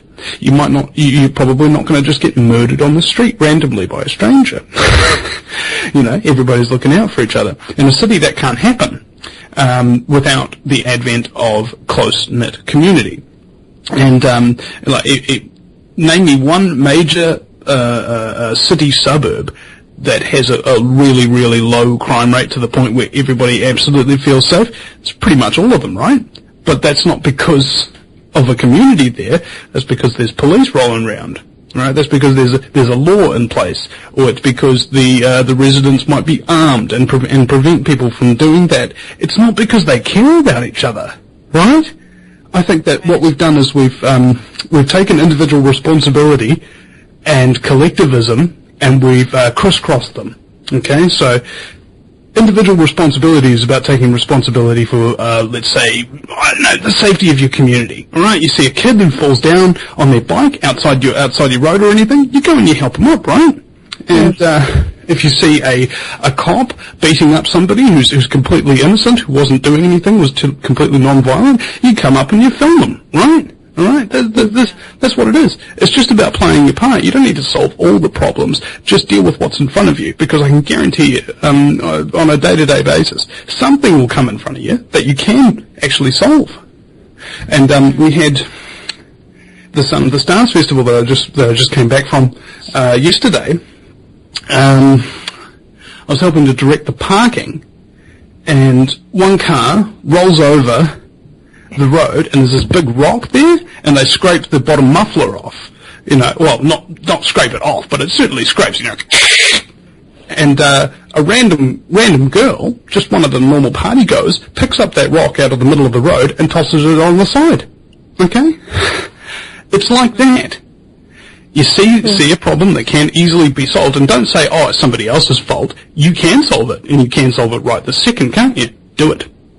You'd be surprised how much better it makes you feel. And as a result of you doing that, everybody sees you doing it, and then they start to be inspired to do it. You see what I'm saying? Yeah. You're the change you want to see in the world, basically. Well, don't be a dick, you know. Don't be an irresponsible dick.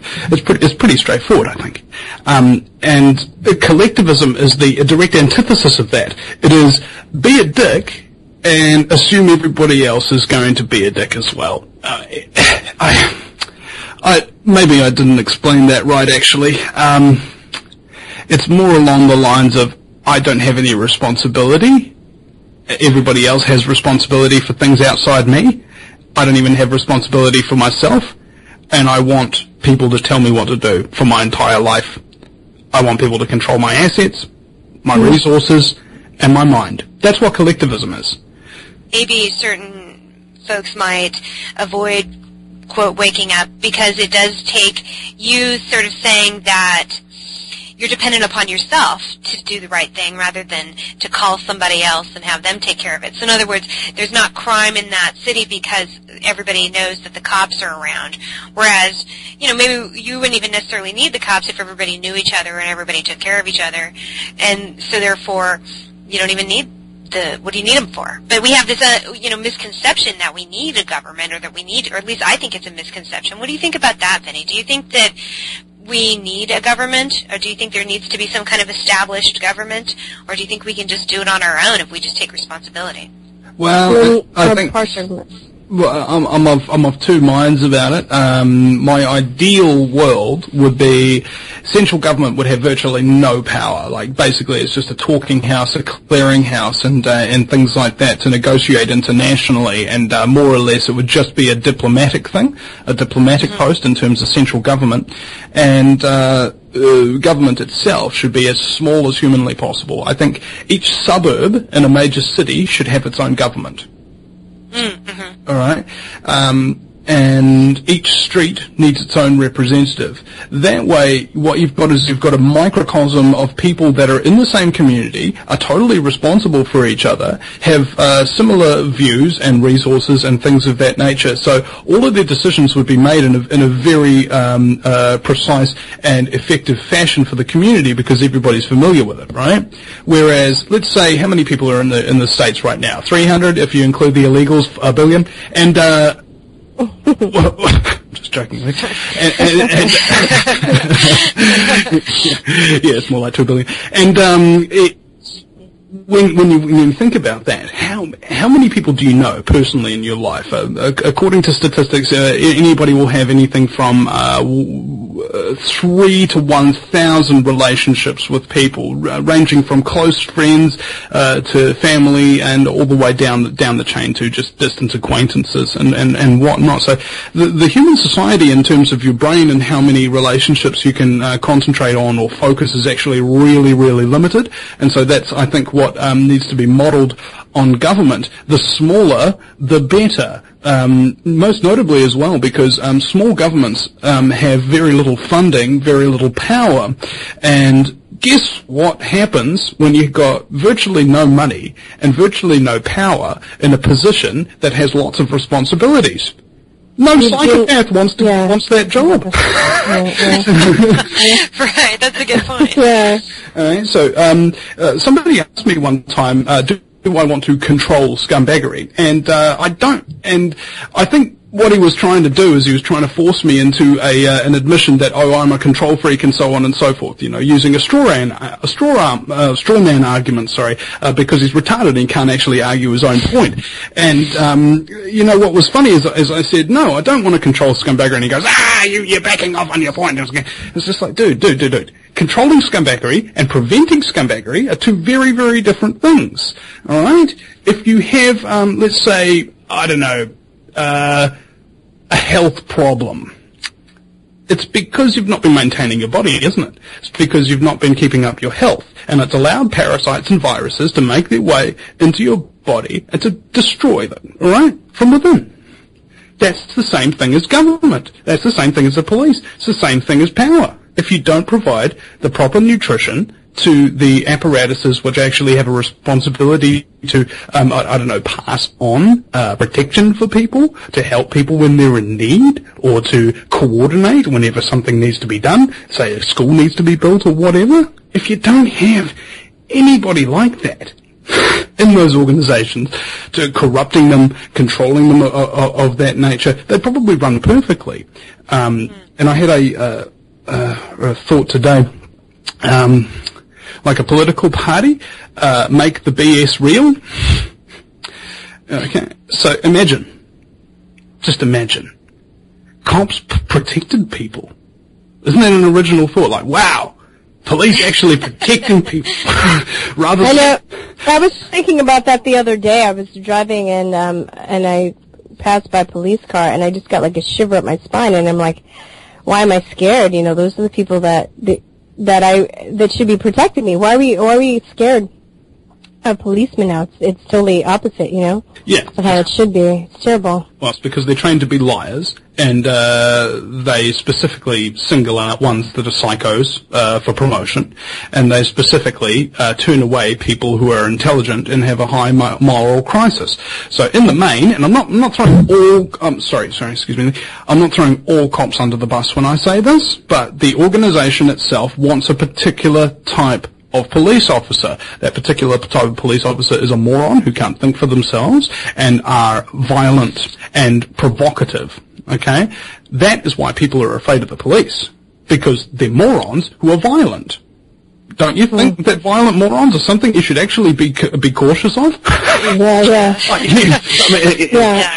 It's not that hard to believe, is it? And in terms of making the lies real, let's say police were there to negotiate. Like, let's say you've got two people having an argument and what have you. The cops don't just suddenly jump on somebody and start beating the hell out of them for absolutely no reason, without even knowing what situation they're walking into. Okay? The cops stand in the middle of them, negotiate, prevent them from hurting each other, and attempt to reach a peaceful resolution where both parties have something to gain from it. Alright? That should be what a policeman's job is. No, so I use the word policeman, not police officer, because an officer is a corporation enforcer. All right, what does CEO mean? You know, Chief Executive Officer. All right, so officers are business people. All right, they're in the business of beating the hell out of people, selling drugs, and running organised crime. Basically, that's how the cops operate in New Zealand to a large extent. When massive criminal gangs come in and start infiltrating cities and selling methamphetamine and stuff on the streets, the cops don't do anything about it. And I suspect it's because they are supplying these gangs with the drugs to sell to the communities, so that they can perfectly justify their continued police enforcement practices. You know, there's all these dangerous drug criminals and things all over the thing. You know, they're really, really dangerous, and they beat the hell out of people and they steal stuff on them. What? But you're a cop, bro. You beat the hell out of people and steal stuff off them all the time. What's the difference? What's the difference? One has a uniform, one doesn't, you know. Girls have uniforms too, but yeah. I would rather be governed by the mafia, because at least when I pay the mafia protection money, I get protected. Right. Yeah, that's a good point. That's true. Yeah. That's true. Now, see, this whole making the lies real again, I think, is actually the real structure here, because here's the great thing about the New World Order. They're real bright, okay, in terms of planning. So what you do is you take all of their plans, then you invert them, and you do the exact opposite to everything they want you to do, okay? You take a local government, for example. It wants to implement Agenda 21. Well, you've got to change that local government so that it doesn't want to implement Agenda 21 and do the direct opposite of everything. It doesn't mean you completely destroy your entire environment and what have you. What you do is you preserve freedoms and you stop people from winding up being governed by overseas without them even knowing about it. And you have an informed populace. Imagine if the media told the truth and informed people. Imagine if entertainment was intellectually provocative. What if every time you sat down and watched an episode of The Simpsons, you will learn a life-changing piece of information? What if the court systems actually dispensed justice? What if the food companies actually produced food? Yeah. I know, right? You see? Everything in society is a lie. So all you got to do is just turn those lies into something that's real. They may never have been real in the first place. They might have always been a scam. But I think because those scams have been there so long and people truly believe in them, I think that people will be absolutely willing to correct their lies and turn them into truths. That would be a good way to solve all of the problems. Because if all of the lies were true, we'd actually be living in pretty much the perfect society, wouldn't you think? Yeah, we would. Yeah. Yeah, that's a good point. So focusing on on a positive rather than focusing on a negative. You know, to change things that, you know, to reverse them but to actually make them what they're supposed to be. That's a neat perspective, you know.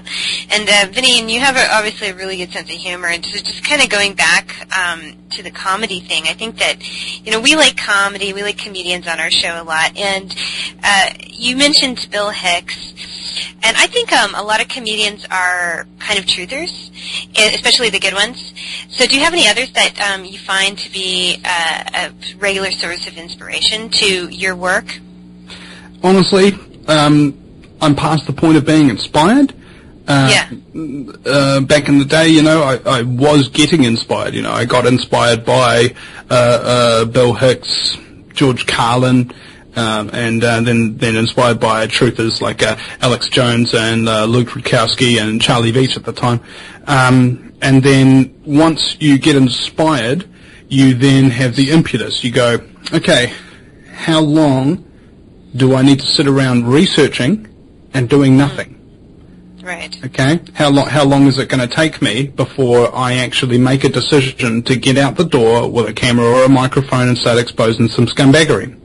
How long is it going to take before I file against the IRS and say that I'm not going to pay their frickin' fraudulent taxes anymore? How long is it going to take before you refuse to go to a doctor to get your heart medication anymore because you found a herbal solution that you can grow in your backyard, that you don't need those people anymore?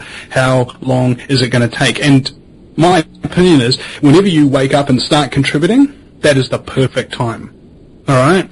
Wherever it is. It doesn't matter what timing, okay? As long as you start doing it, it's perfect timing. Right. You know, people always put pressure on themselves. I never wanted to be Alex Jones, you know. Yeah. Somebody told me once, you know, Vinny, you're like the Alex Jones of New Zealand. And I go, no. Alex Jones is the Vinny Eastwood of America. You know, you got to be totally independent, and that's what happened to me. Because of so much pain and suffering and trauma from getting busted, quitting my jobs, and waking up to the truth, all happening simultaneously, more or less over a short period of time. You don't know how strong you are until you have your strength tested. There have been times where I couldn't, like just after I got arrested, when I was 19, I think, I was trying to get up these stairs to get to my house, and I couldn't get my legs to work. You know, I was, you know, stumbling and crying and just in incredible pain. It was like from my brain and my understanding of reality all the way through to my inner soul and back down to my very legs themselves. It was all in a state of shock. And the only thing I could actually really think of is Jesus. You know, it's like, Jesus help me get up these stairs. Hey? and surprisingly enough, guess what happened? A whole bunch of strength got given to me by something, and I made it up those stairs. I survived. I learned from my experiences. I've become the most popular conspiracy talk radio show host in New Zealand. The first New Zealander to have an American-based talk radio show in history. I put more New Zealand activists on air than anybody in history. Full stop. All mainstream media outlets in New Zealand and alternative combined. By myself. This is how much power I have got. And it's taken the trauma and the suffering to realize that. And so I've developed this appreciation for suffering. I think that it's necessary for growth. And so there's times, I think, back in, it was either early 2013 or 2012, I forget which, but we were living really high on the hog. You know, we were getting lots of donations, and we were kind of like eating out every night, and I was like, whoa. I'm taking advantage of my position here. I'm taking people's generosity, and I'm kind of using it to have a relatively nice lifestyle. I mean, I wasn't spending thousands of dollars or anything like that, but I just felt guilty. And so I hadn't suffered in a while. Hadn't suffered in over a year. Had enough money to pay for anything. So I got down on my knees and I went, you know, Lord, God, Jesus, wherever you are up there, please send me some suffering, some pain, some restriction, something terrible. Please make something terrible happen to me so that I remember what it's like to suffer, so that I remember and don't forget. The very next day, PayPal shuts down my account and all my donations dry up instantly. And I was like, thank you, Lord. Thank you, Lord. and I basically had to start from scratch, and that was something that occurred to me about the power of belief, is that what was it? Vietnam POW camps, for example, they found that the atheists, American soldiers who were locked away, died pretty quickly. The real hardcore Christians who had a strong belief in God, when they were locked away in those cages all by themselves, they were never by themselves. They always had the Lord, or at least the belief of the Lord, with them. Now, I'm not a Christian or subscribe to any mainstream religion, but I do believe in a higher self. And I think that this is what is one of the basis of the strength, the infinite strength of human beings, is that you can be weak as Frank, have no strength whatsoever. You can be totally cowardly. But just the belief in a higher self, that alone is capable of giving you enough power to overcome just about anything. That's quite profound, regardless of whether or not you got taught that power through a religion or through your personal experience. Wow. So you said you don't get inspired anymore. So do you think that we put people on pedestals too much? Yeah. And guess what happens when those people fall off that pedestal? Oh, your faith is shattered. Well, you, the person who put them up there, you know, you get crushed as they come tumbling down upon you. And this has happened to me many times. You know, I get inspired by this person or that person, and then you learn something about them that you wish you didn't know. But unfortunately, because you accept truth when there's actual factual evidence to base those assertions on, yeah, it can be a little bit of a pain in the ass, can't it? Here's the thing. Don't try and put anybody else up on a pedestal. Don't put yourself on a pedestal. The two most important pieces of advice were given to me by the same person at the same time.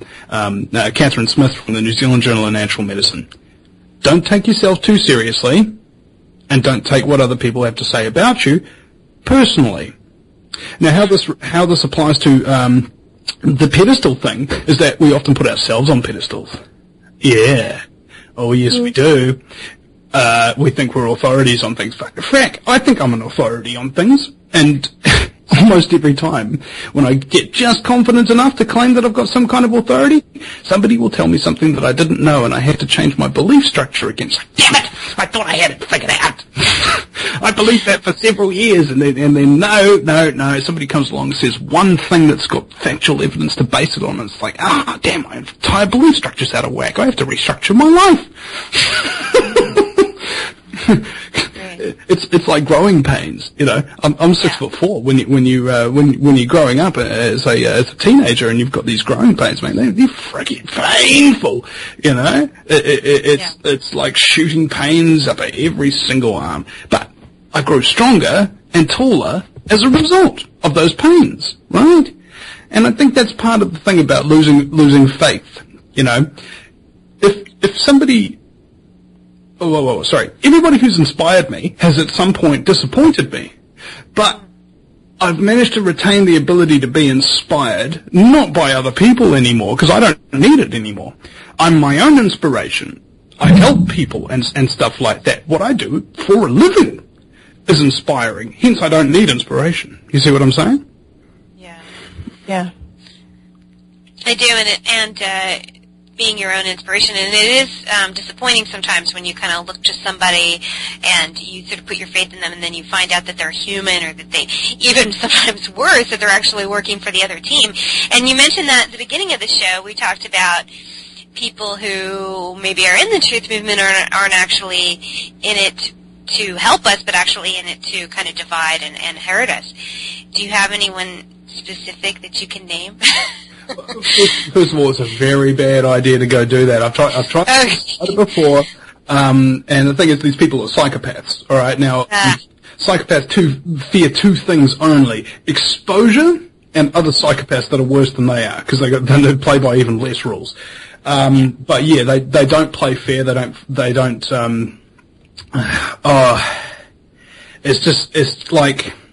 It's torture, psychological torture. If you criticize any one of these people, they have troll armies that they send after you. They write opinion articles about you. They start up fake YouTube channels in your name. They steal the names of your websites and create mirror links and things like that. Steal your ideas. They try to defame you. I mean, one of them calling me a pedophile and stuff like that, just totally making it up. And what I've found is precisely what Thomas Sheridan, James Corbett, and Jay Widener all agreed upon when I did the Psychopath Roundtable on my show. Get the frick out of there! Don't have any contact with them at all. Right. Okay, all right. These people are toxic radiation. Do you know what you do when you're exposed to toxic radiation? Get out of the radiation zone, first of all. Right. The first thing that you do. And then the healing can begin. Gotcha. Yeah. So they're out there, but you don't give them attention anymore, because sometimes you can get caught up in that where you're trying to, like, debate these people, but you're right, because they're crazy, so who are you really trying to debate, you know? Yeah. And they suck you in. You can feel it. They're vampires. I've done that. Yeah. Energy vampires. Yeah. Exactly. April and I have a method. We think we have something. We were talking about how we get attacked sometimes, where we just send them pictures of animals with guns, and then they leave us alone. Yeah, we just send them. We don't take it seriously. We just start making pictures of it, and it seems to work. Yeah, it seems to. They stop bothering us. It's kind of funny. Oh, you haven't come up against the real nasty ones yet, then. Oh no. Hope you never do. But if you do, and this is how I've solved that problem. He was attacking me on Facebook. He was attacking me via email. He was attacking me via Twitter and YouTube and Skype. You know what all of those things have in common? A block function. Nice. Block, block, block, block, block, block, block, block, block, block, block, like a chicken. Block, block, block, block, block. You know, you get rid of these people. Exactly. Okay, and suddenly, because they cannot message you anymore, by any means, they disappear off of your radar, and that's all you want. That's all you want. That's all you can really hope to achieve. I don't know how these people do it, but they never seem to get arrested. And if they do get arrested, they don't go to jail for frickin' long enough. Right. Yeah. Hey, and I think that's the criminal justice system in and of itself. It's just criminal. Yeah, it's true. Well, Vinny, it's been really great having you on the show, and I would love to have you on longer, but we're just about out of time here. But it's been a lot of fun, and you're obviously a lot of fun to hang out with. So I want to thank you so much for being on. But before you go, we'd like you to remind our audience where they can find you and where they can listen to your show. Okay, you can find me online. So if you don't have a computer, you're pretty well fracked. Right.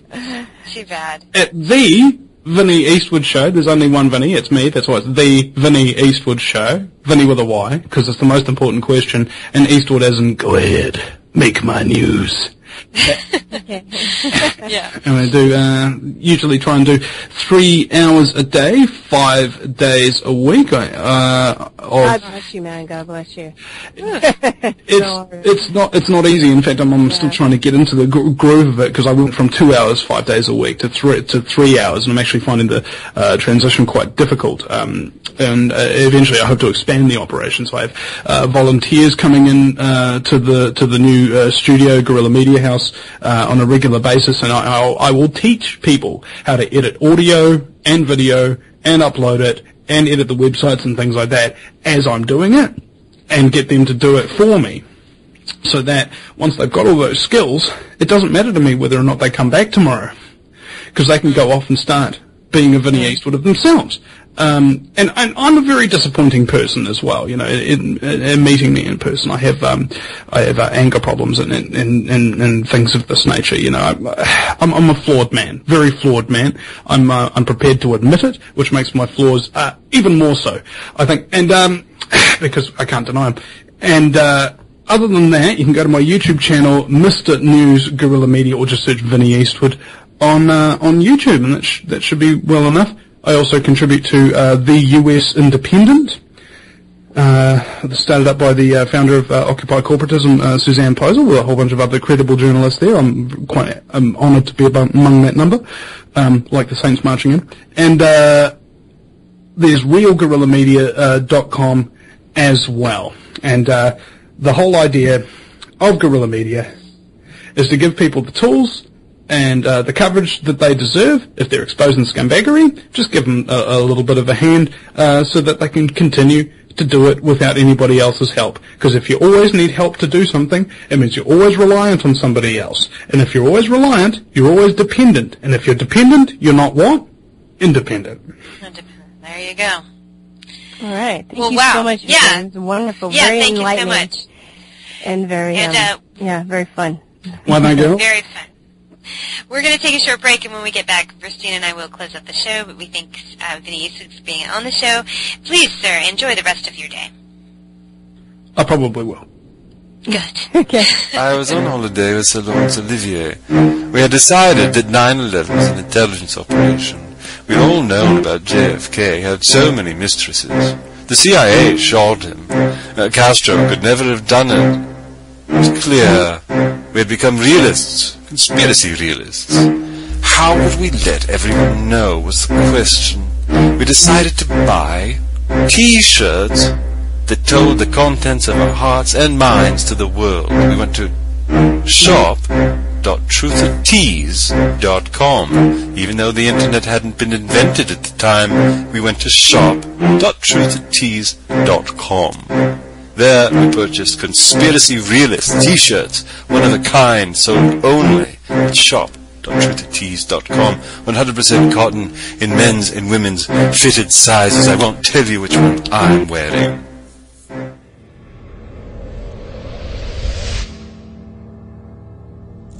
We like war. We like war. We're a warlike people. We like war because we're good at it. And you know why we're good at it? Because we get a lot of practice. This country's only 200 years old, and already we've had 10 major wars. We average a major war every 20 years in this country, so we're good at it. And it's a good thing we are. We're not very good at anything else anymore. Huh? Can't build a decent car, can't make a TV set or a VCR worth of fuck. Got no steel industry left, can't educate our young people, can't get health care to our old people, but we can bomb the shit out of your country, all right? Especially if your country is full of brown people. That's our new job in the world, bombing brown people. Iraq, Panama, Grenada, Libya, you got some brown people in your country, tell them to watch the fuck out, or we'll goddamn bomb them. Well, when's the last white people you can remember that we bombed? Can you remember the last white? Can you remember any white people we've ever bombed? The Germans, those are the only ones, and that's only because they were trying to cut in on our action. They wanted to dominate the world. Bullshit, that's our fucking job. And you probably noticed I don't feel about that war the way we were told we were supposed to feel about that war, the way we were ordered and instructed by the United States government to feel about that war. My mind doesn't work that way. I got this real moron thing I do. It's called thinking. And I'm not a very good American because I like to form my own opinions. I don't just roll over when I'm told to. Sad to say, most Americans just roll over on command. Not me. I have certain rules I live by. My first rule, I don't believe anything the government tells me. Nothing. Zero. Nope. And I don't take very seriously the media or the press in this country, who in the case of the Persian Gulf War were nothing more than unpaid employees of the Department of Defense, and who most of the time function as kind of an unofficial public relations agency for the United States government. So I don't listen to them. I don't really believe in my country. And I gotta tell you folks, I don't get all choked up about yellow ribbons and American flags. I consider them to be symbols, and I leave symbols to the symbol-minded.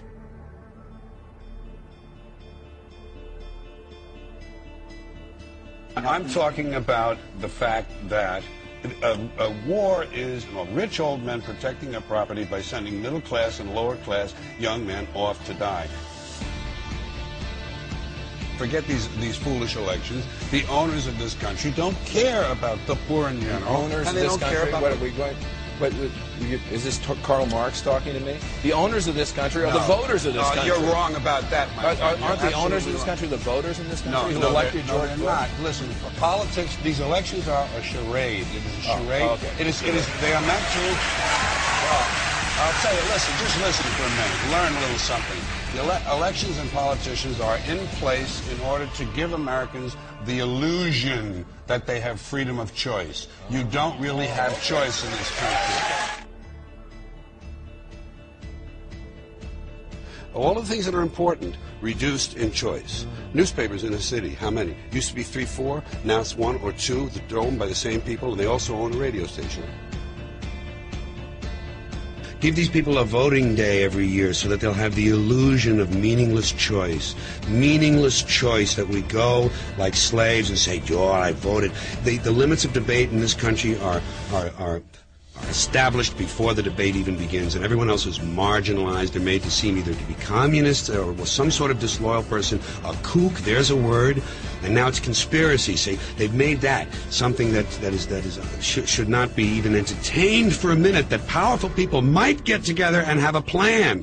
Doesn't happen. You're a kook. You're a conspiracy buff. Conspiracy buff.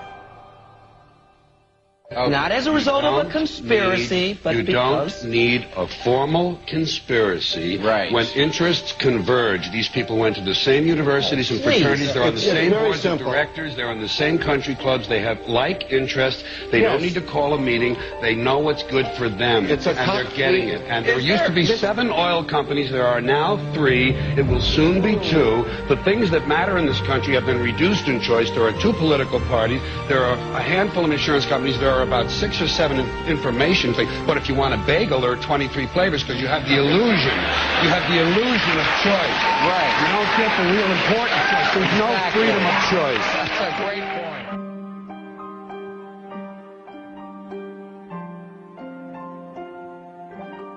Hey there, welcome back. Thanks for listening to Truther Talk. So, hey, Virstyne, that was fun. Yeah, I know. I've been wanting to meet him for such a long time, and it was great. It was better than I imagined. So I'm so glad we were able to hang out with him.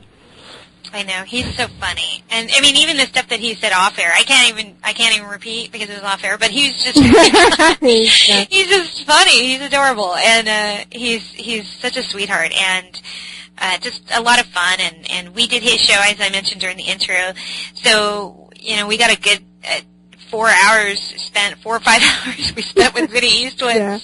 And it was just hanging out with him, and he was chill. He's fun to talk to. He's really funny, and I think he's an interesting guy because he's very introspective. I think we talk a lot about this as far as like the awakening process as how people why certain people wake up and others don't. And I think part of that is introspection, and he was talking about, I thought he was saying something about how he gets angry at his wife, and he has to like reflect on that when he sort of overdoes it and blows up and things like that. And I thought I can't remember if he said that on our show, if he said that when we interviewed him or when he interviewed us, but he did say that, and I was thinking that was really kind of that level of self-reflection was really neat, especially for somebody his age. He's not very old. He's only like 30 or something like that. Yeah, late 20s, early 30s, something like that. Yeah, late 20s, early 30s. He's a very young man,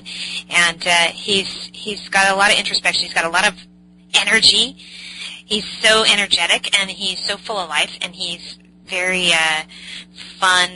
And lighthearted and honest, just really real, just down to earth, Yeah, very much so. Very down to earth. I didn't feel like, even though like I've been listening to a show and I've been a fan, I didn't feel like I didn't feel nervous. Like all that went away within the first few seconds. Yeah, it felt like I've been knowing him for years. It was just really easy to talk to, and it's really cool too because I love speaking to people from different countries. Because sometimes, or there's been a part of me that just wonders, are Americans just aware of the world and the status quo where it is? Are we just kind of stuck in our own bubble, Right. So to hear, to know that somebody has a show outside of the United States is pretty popular, and also just hearing their perspective too, it gives me, it's inspiring for me. Right. Yeah, and it also lets us know, too, how we talk about the New World Order is really true because this is a global agenda, because the things that are going on here in the United States are also happening in New Zealand and in other places around the world. So, we've talked to people from Australia before, and it's clear that all this is going on everywhere. But, I mean, at the same time, it is inspiring to be able to connect with people and see how they're doing, things that we're doing. And Vinny's got a really popular show. His show, the Vinny Eastwood Show, is popular. I was excited that he had us on his show because it is a popular show and you can get through to a lot of people. He does 3 hours a day. No, God bless him. 3 hours. I think he does 6 days a week, 3 hours a day. Damn, man, we're just doing like one 2-hour episode a week, and that's still a lot for us, but damn. It's a lot of work. I know. You have to be really, really good, gifted at being spontaneous and off the cuff, because there's no way that you can do, because we put a lot, when we interview people, we put a lot of research and we make an effort to watch their videos, read their articles, do this kind of stuff. Books, stuff like that, yeah. Yeah, but when you have somebody on, unless they're a frequent guest, you're not going to necessarily have the time to do that every single day, to put in that kind of level of research into it. Like, someone like him or Alex Jones who does it every single day. It's like, how do they put all the research into every single guest?